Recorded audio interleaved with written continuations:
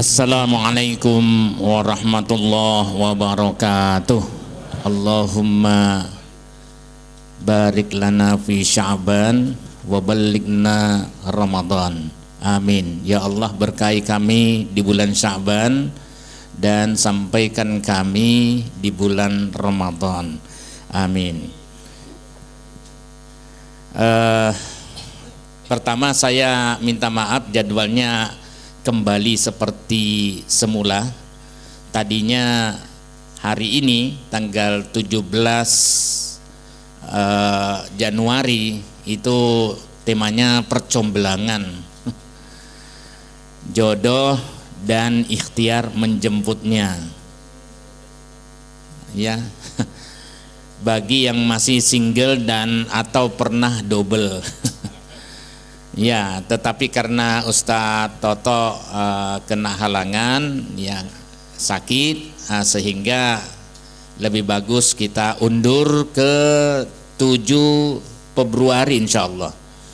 Ya, bagi yang berminat serius silakan baca dan isi. Ada form yang harus diisi. Ya, ada form yang harus diisi untuk, jadi sambil mempersiapkan itu semua. Ya, yang sudah Pak Oto ndak usah lagi, ya.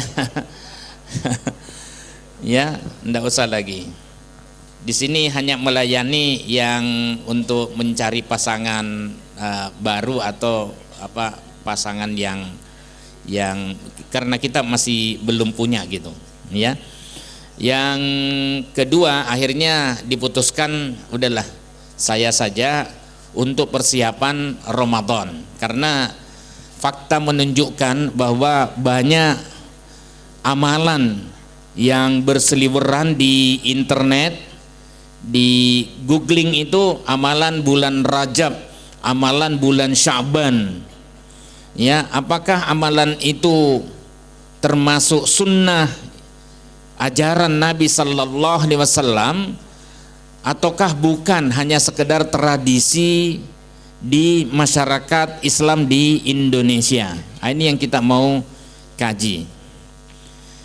Ya, walaupun sudah lewat, kita kenal ada tradisi di bulan Rajab itu sholat ragaib.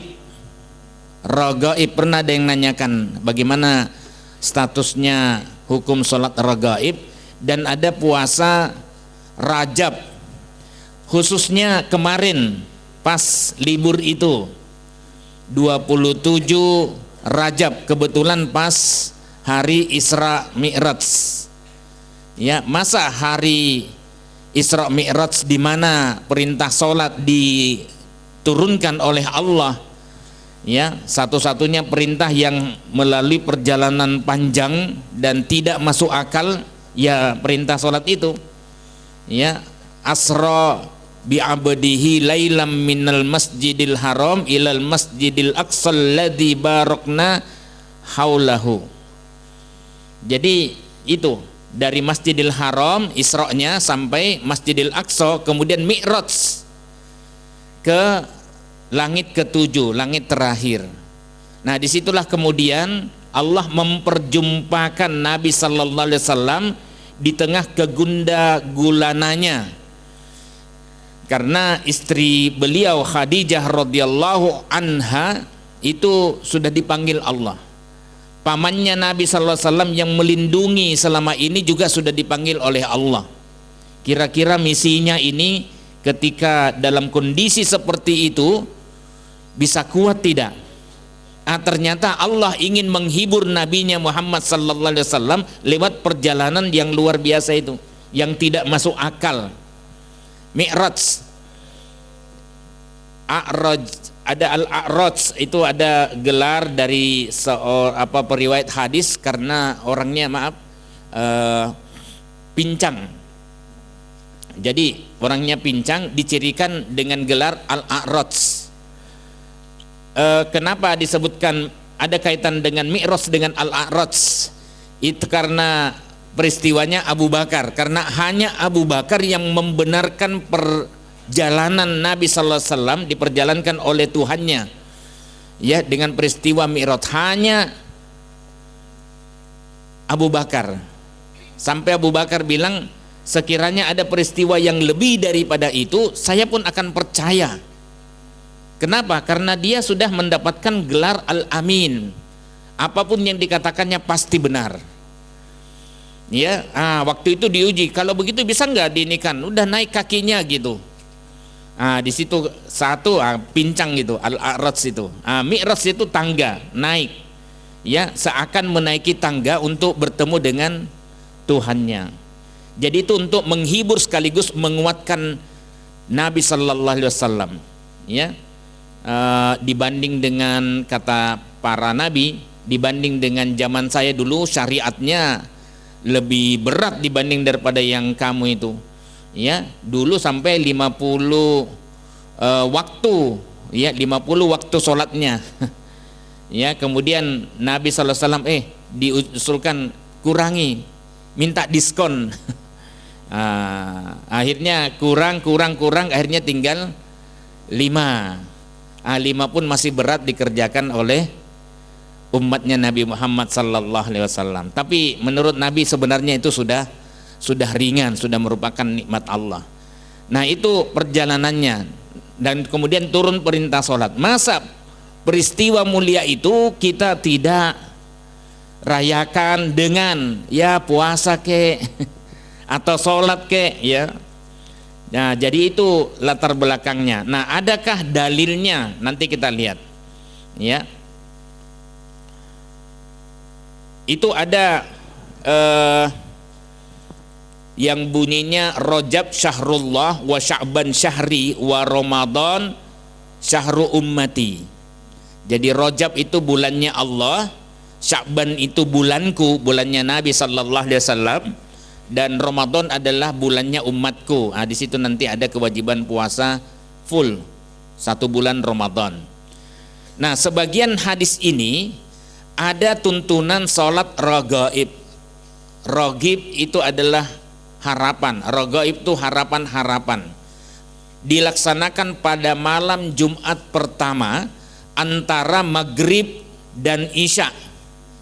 Jumlah rakaatnya 12 rakaat. Nah, sehingga ada komentar di medsos itu, sholat ragaib adalah sholat yang melelahkan. Ya, apa yang dibaca? Ya, setiap rakaat biasa standar baca surat Al-Fatihah. Setelah itu nanti membaca surat Al-Qadar. Ya, inna anzalnahu fi lailatul qadar 3 kali, dan nanti membaca surat Al-Ikhlas masing-masing 12 kali.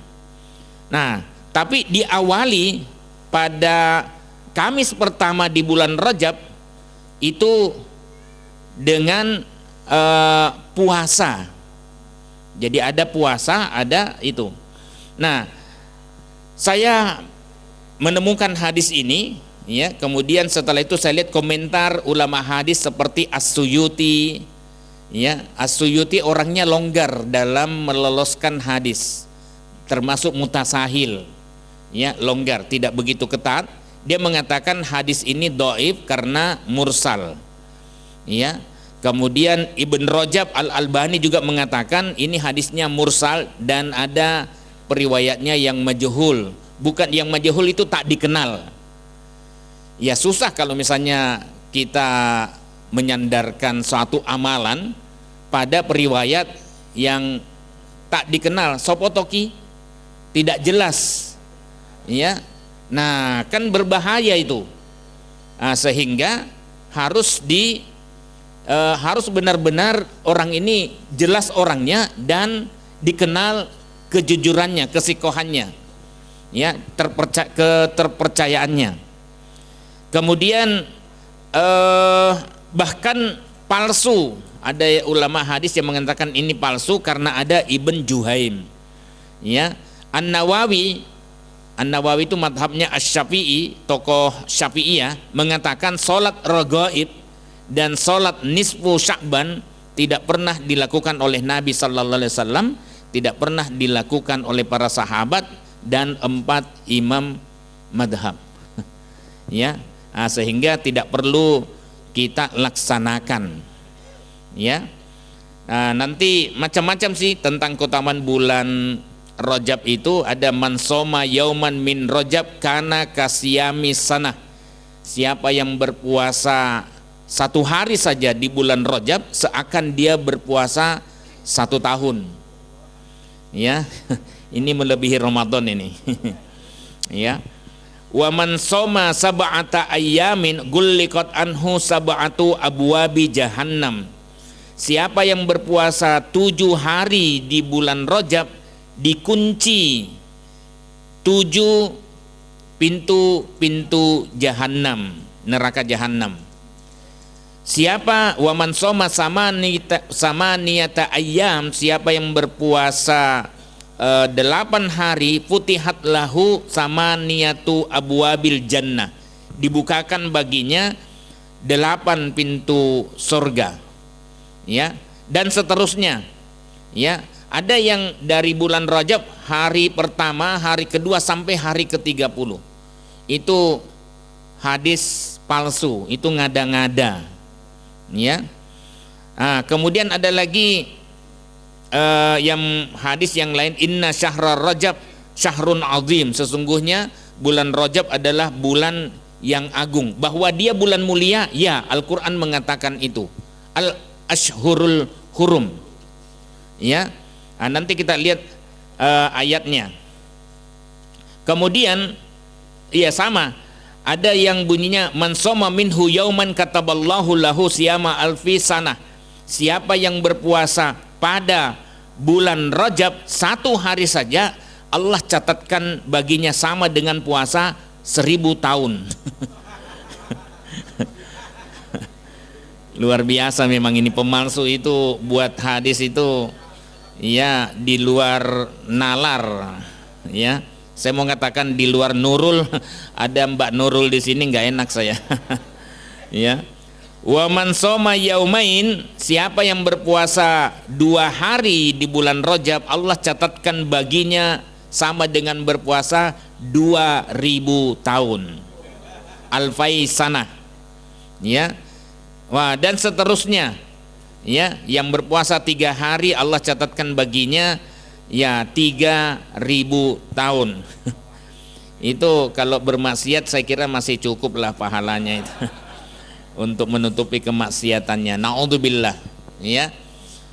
Baik, ada lagi. Nah, ini yang berpuasa 27 itu.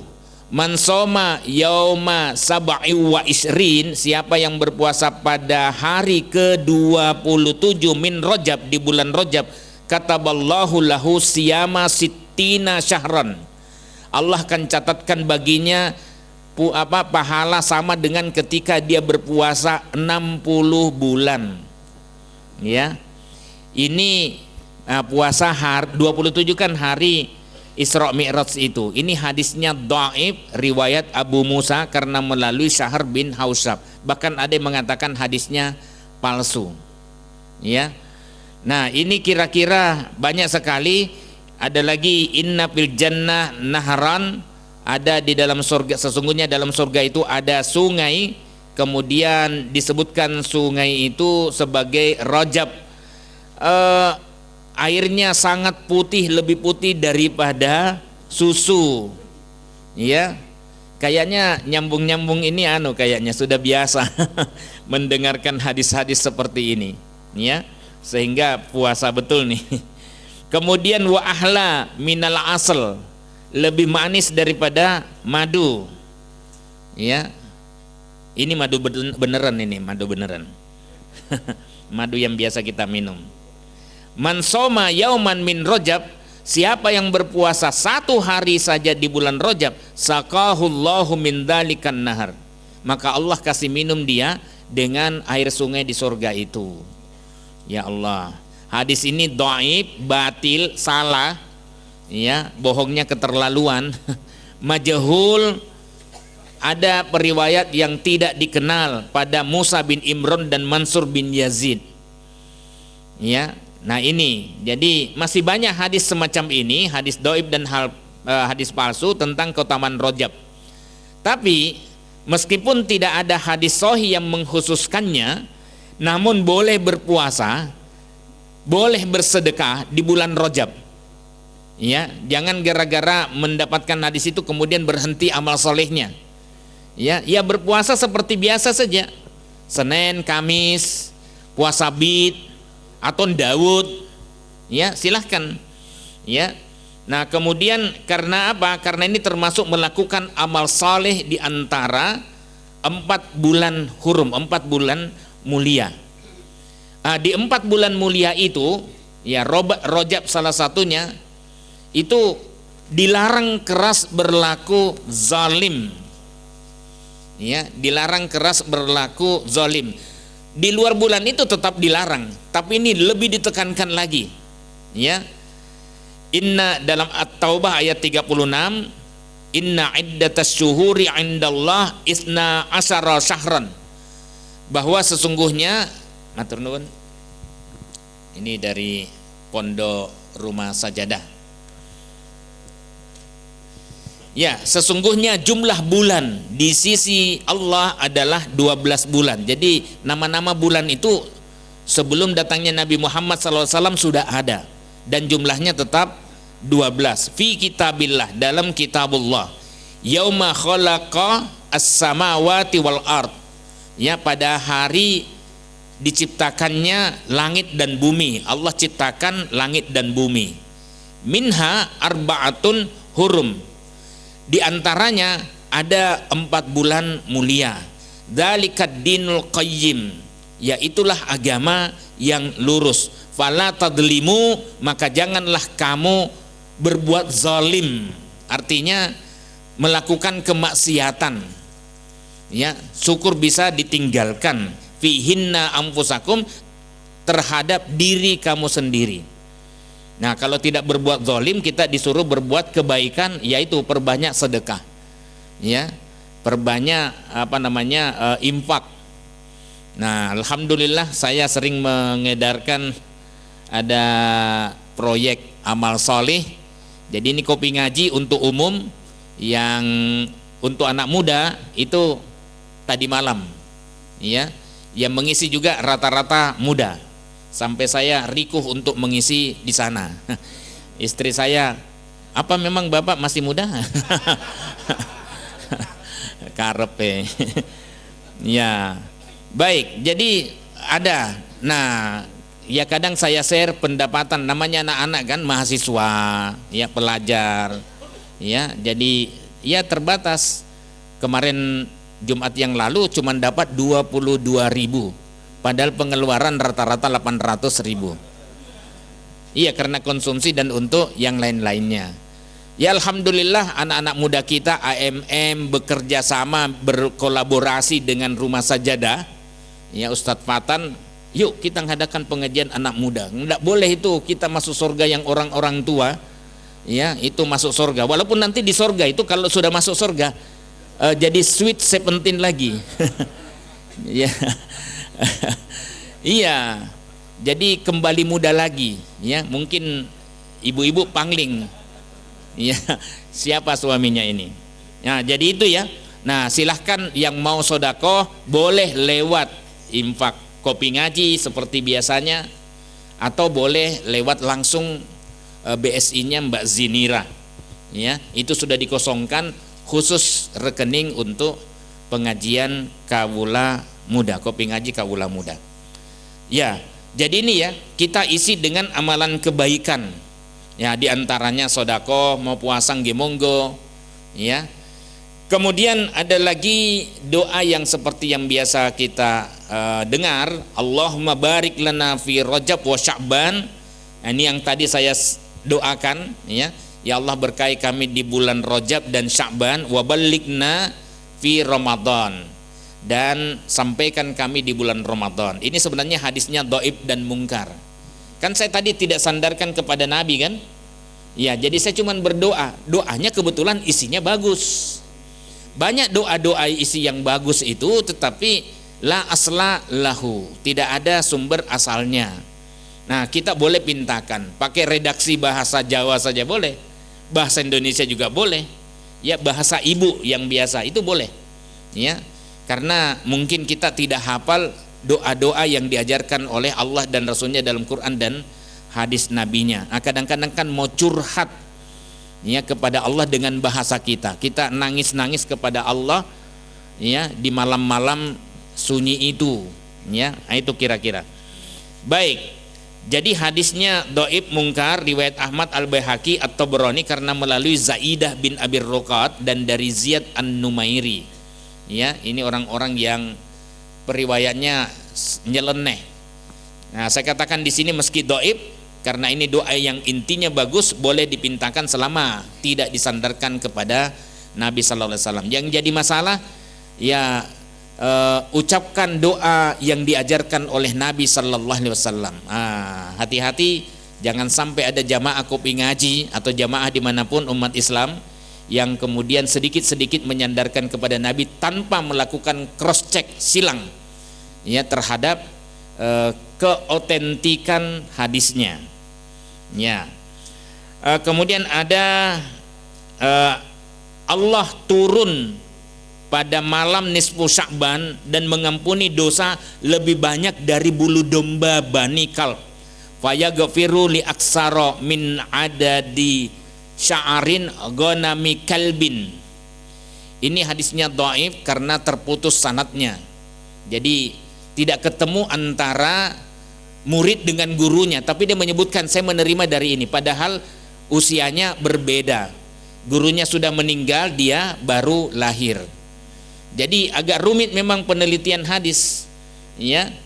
Ya, ini termasuk bidang studi saya, bidang keahlian saya itu penelitian hadis. Tapi sekali lagi saya bukan ahli hadis, ya. Mungkin lebih tepatnya ahli hadas. Hadas besar. Karena ada bukunya gitu ya, buku bercinta ala Nabi ya lah. Ya, cuman maaf tidak ada gambarnya. jangan ada gambarnya. Saru. Baik. Ya, kemudian ada, nah masuk bulan Sya'ban nanti. Bulan Sya'ban ada yang sunnah, ada yang tidak. Amalan nisfu Sya'ban itu hadisnya dhaif batil maudhu. Idza kanat lailatun nis min Sya'ban faqumu lailaha wa sumu naharaha. Ya, apabila sudah masuk pada pertengahan bulan Sya'ban, bangunlah untuk sholat pada malam harinya dan berpuasalah pada siang harinya. Hadis dhaif batil maudhu riwayat Ibn Majah dari Ali bin Abi Thalib. Ada tuntunan nisfu Sya'ban untuk mengerjakan 100 rakaat. Oh ini 12 rakaat, 14 rakaat dengan mengulang-ulang surat Al-Ikhlas itu juga palsu. Jadi banyak hadis palsu. Nah, kalau kita laksanakan hadis palsu, ya pahalanya juga palsu. Ya, jadi hati-hati. Ya, jangan sampai sudah berlapar-lapar ternyata tidak ada pahalanya, ya. Ya. Sekali lagi kalau mau berpuasa sunnah boleh yang sudah ada tuntunannya itu. Ya, misalnya lebih banyak berpuasa di bulan Sya'ban untuk persiapan. Ya, untuk persiapan. Kalau tadi Rajab ya banyak sodakohnya, berbuat baik karena menghindari kemaksiatan, lebih bagus kita isi dengan banyak infak sodakoh. Ini tinggal beberapa hari nih. Ya. Nah, kemudian apa kata Aisyah istrinya Nabi sallallahu alaihi wasallam, wa ma ra'aituhu aksara siyamam minhu fi Sya'ban. Saya tidak melihat Nabi sallallahu alaihi wasallam lebih banyak berpuasa ya selain puasanya di bulan Sya'ban. Ya, bulan Ramadan jangan ditanya karena itu wajib. Atau lam yakunin nabiyyu sallallahu alaihi wasallam yasumu syahran aksara min Sya'ban fa innahu kana yasumu Sya'ban kullahu. Seakan-akan dia berpuasa bulan Sya'ban itu full semuanya, padahal tidak. Tapi kadang Nabi sallallahu alaihi wasallam ada juga yang tidak berpuasa sama sekali di bulan Sya'ban. Ya, jangan milih yang itu. Maksudnya begini, puasa Sya'ban itu bukan wajib. Itu intinya. Puasa Sya'ban itu bukan wajib. Ya. Nah, gitu hadis riwayat Hakim At-Tirmidzi hasan sahih. Ada yang idzan tasafa Sya'ban fala tasumu. Ada hadis yang kontroversial dari Abu Hurairah. Apabila sampai pada pertengahan Sya'ban janganlah berpuasa. Ini hadisnya kontroversial. Ya, kalau yang tadi hadisnya muttafaqun alaih, yang banyak berpuasa itu di bulan Sya'ban. Kalau ini hadisnya kontroversial, ada yang mengatakan hadisnya hasan sahih, ada yang mengatakan hadisnya mungkar, ada yang mengatakan periwayatnya laisa bil qawi, ya. Tapi matannya juga kontroversial dengan hadis yang disepakati oleh Bukhari Muslim. Apa? La yataqaddamanna ahadukum Ramadan bisaumi yaumin au yaumain. Jangan kamu mendahulukan puasa di bulan Ramadan dengan 1 hari puasa atau 2 hari. Illa ayyakuna rajulun kana yasumu saumahu falyasum dzalikal yaum. Kecuali dia sudah terbiasa. Ya, misalnya biasa Senin Kamis. Ya, pas misalnya masuknya Selasa, ini contoh, atau misalnya masuknya puasanya itu Jumat, padahal dia mau puasa Kamis, ya silahkan, tidak masalah.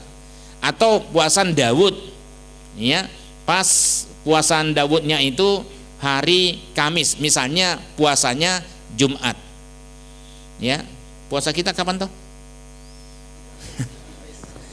1 Ramadan. Masa susah banget. 1 Ramadan. 1 Ramadannya kapan? Itu ada, nanti tetap ada khilafiyah. Ya. Sementara PP Muhammadiyah menentukan 18. Walaupun di antara tarjih sendiri ada perbedaan pandangan. Jadi perbedaan pandangannya bukan sejak Pak Thomas Jamaluddin itu menyampaikan pendapatnya. Ya, tapi ada juga di internal tarjih sendiri. Kalau tablik mah sami'na wa ta'na. Saya kebetulan majelis tablik. Ya, itu kira-kira. Kemudian hadis yang tradisi yang lainnya. Nyadran sudah sering kita sampaikan, ziarah kubur itu sunnah. Ya. Jadi fazurul kubur, kata Nabi SAW, di semua kelompok umat Islam itu semuanya menyatakan bahwa sunnah, termasuk Muhammadiyah. Ya, yang diharamkan atau yang dilarang oleh Muhammadiyah atau Salafi itu sebenarnya kalau minta pada orang yang sudah meninggal di kuburan.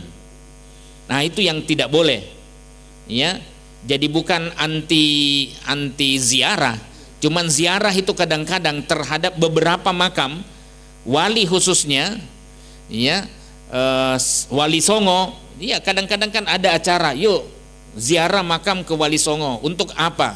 Untuk ziarah saja nggak ada masalah, tapi kalau minta pada orang yang mati itu masalah, ya karena dia sudah mati. Kata Nabi SAW, dia tidak bisa memberikan apa-apa lagi. Tidak bisa memberikan manfaat, tidak bisa memberikan madarat, sudah mati. Ya, kita tinggal doakan. Itu boleh kalau mendoakan saja. Tapi kalau minta pada orang yang mati, hati-hati. Tiba-tiba kita jatuh dalam perbuatan syirik. Nah, itu yang berbahaya. Ya. Kalau mengkhususkan ziarah kubur pada jelang Ramadan, nyun sewu nggih. Supaya yang lain khusyuk. Nyun ngapunten. Ya. Kalau mengkhususkan pada jelang Ramadan itu tidak ada tuntunannya. Ya, tapi kalau misalnya ziarah kapanpun, saya kebetulan kan tahun lalu kebetulan pulang ya jelang Ramadan. Ya saya ziarah karena pas pulang. Tiketnya larang ya. Tiketnya mahal. Ya. Nah, jadi gitu. Ya, kumpul keluarga ziarah. Tapi bukan sebenarnya tradisi khusus jelang Ramadan. Tapi saya katakan, saya menghargai orang yang melakukan ini. Mungkin dia juga supaya adalah waktu kita untuk ziarah. Sebab kalau tidak ada tradisi yang dimunculkan seperti ini, mungkin kita tidak pernah ziarah pada orang tua kita yang sudah membesarkan kita dengan kasih sayangnya. Ya, jadi itu saja, kita husnudzoni tradisi itu, tetapi sekali lagi kita cuma garis bawahi, kasih catatan, ini bukan sunnah Nabi yang mengkhususkan waktunya hanya jelang Ramadan.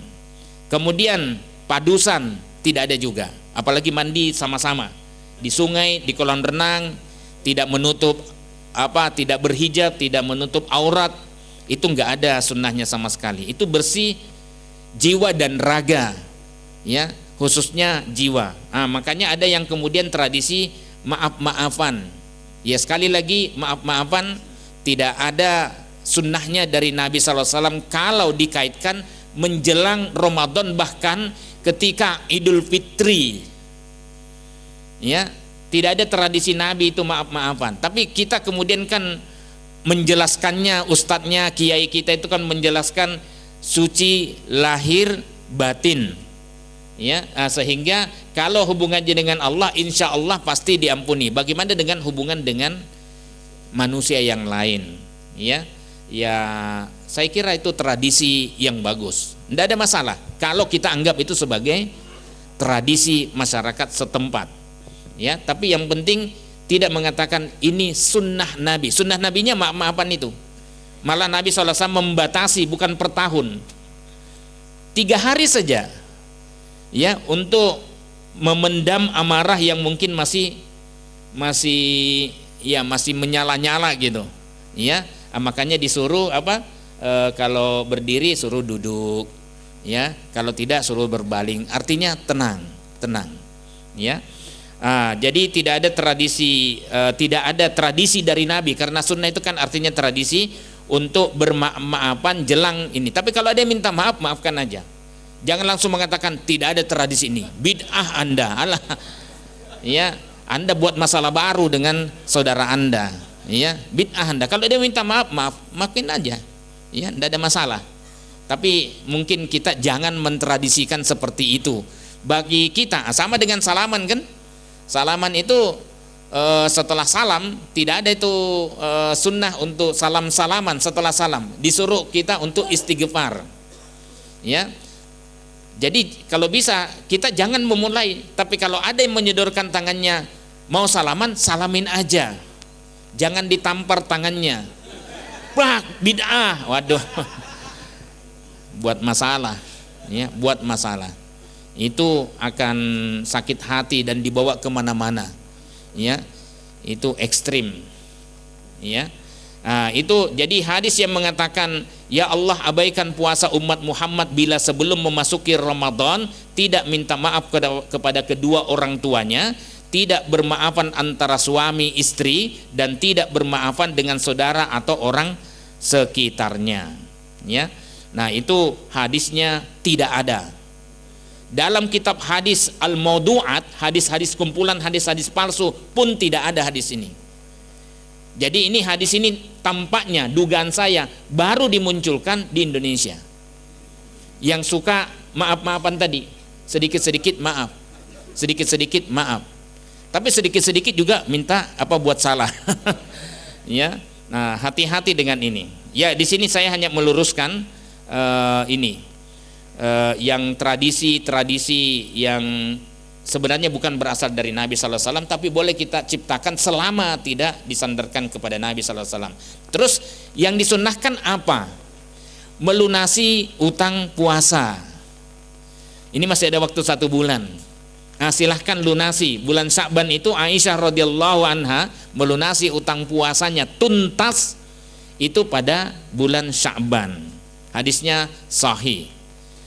Kemudian puasa sunnah tadi di bulan Sya'ban diperbanyak. Ya, hitung-hitung sebagai latihan lah, ya, supaya ndak jeglek. Kemudian tadi tidak berpuasa 1 atau 2 hari sebelum masuk Ramadan, kecuali bagi yang sudah biasa. Nah, yang terakhir ini, kalau Anda punya dana lebih, silahkan umroh di bulan Ramadan. Nah, ini persiapannya kan agak-agak ini. Jadi saya masukkan dalam persiapan Ramadan. Kalau tidak salah ada di belakang itu. Ya, yang menyediakan itu. Ya, silahkan. Dan ada banyak kan, di Muhammadiyah punya, di teman-teman Muhammadiyah juga punya, di selain Muhammadiyah juga ada. Silahkan. Yang penting umrohnya sesuai dengan sunnah. Cuman catatan saya, hati-hati dengan tata cara umroh yang baru melihat Ka'bah karena kerinduan yang luar biasa, itu dituntunkan untuk membaca. Di sini saya sebutkan sih ya. Sebentar. Doa melihat Ka'bah gimana? Allahumma antas salam wa minkas salam fahayyina rabbana bis salam. Ya Allah, engkaulah sumber keselamatan dan darimulah keselamatan itu berada. Fahayyina rabbana bis salam, maka hidupkan kami ya Tuhan kami dengan keselamatan itu. Ini hadisnya bukan dari Nabi sallallahu alaihi wasallam. Ya, di sini saya sebutkan dalam catatan kaki. Kemarin pas ngisi di Al-Aman, saya suka bukunya Ustadz karena ada catatan kakinya. Kadang agak panjang. Ini hadis riwayat Asy-Syafi'i dan Ibn Abi Syaibah. Imam Syafi'i itu wafatnya 204 Hijriah, Ibn Abi Syaibah wafatnya 235 Hijriah. Ini bukan marfu dari Nabi sallallahu alaihi wasallam, tapi maqtu'. Maqtu' itu apa artinya? Hanya sampai pada tabi'in, tidak sampai kepada sahabat, tidak sampai kepada Nabi. Karena hanya sampai pada tabi'in Sa'id bin Al-Musayyab yang wafat 94 Hijriah. Ibn Abi Syaibah juga melanjutkannya sampai Umar bin Khattab yang berarti mauquf, tapi ini pun tidak lepas dari kritik.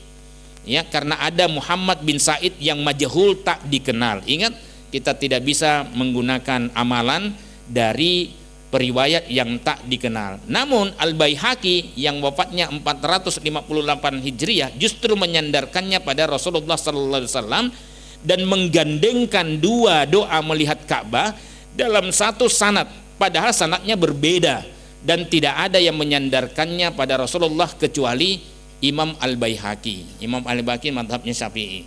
Apa lanjutannya itu? Ya, Asy-Syafi'i dari Sa'id bin Salim dan Ibn Juraid, mursal munqati, bahkan mu'dol. Mu'dol itu gugur dua periwayatnya setelah Ibnu Juraid. Ya. Dan tambahannya itu Allah mazid hadzal bait tasrifan wa ta'ziman. Bagus sih doanya. Ya Allah, tambahkanlah kemuliaan dan keagungan pada Baitullah ini. Bagus kan? Nanti di akhir itu wazid man syarrafahu wa 'azzamahu, dan tambahkanlah juga kebaikan dan kemuliaan, keagungan pada orang yang memuliakannya dan mengagungkannya. Ya, ini hanya datang dari Imam Syafi'i. Artinya sebenarnya menurut Imam Syafi'i boleh saja berdoa yang baik-baik. Ya Allah, pertama kali saya berjumpa dengan Baitullah, ya siapa sih yang tidak terenyuh menangis? Ya, saya juga terenyuh menangis ketika melihat Ka'bah lagi, ketika ziarah ke makam Nabi sallallahu alaihi wasallam. Saya berdoa, Allahumma shalli ala Muhammad wa ala ali Muhammad, karena di sana ada Abu Bakar juga di makamnya, berdoa juga untuk mereka. Ya, kemudian setelah itu menangis, tahu-tahu di stop, saya tidak tahu ada rekaman saya itu. Ya, tahu-tahu di stop dan diminta mendekat ke makam Nabi sallallahu alaihi wasallam. Ya, tambah nangislah saya. Ya, maksudnya di stop untuk diatur, tapi tahu-tahunya saya yang pertama, kok bisa gitu? Padahal tidak pernah kenalan sama askarnya gitu. Ya Allah ya Rabbi, tanpa menangislah. Dan alhamdulillah selalu bisa ziarah ke makam Nabi sallallahu alaihi wasallam. Jadi saya kira itu waktunya tanya jawab. Monggo.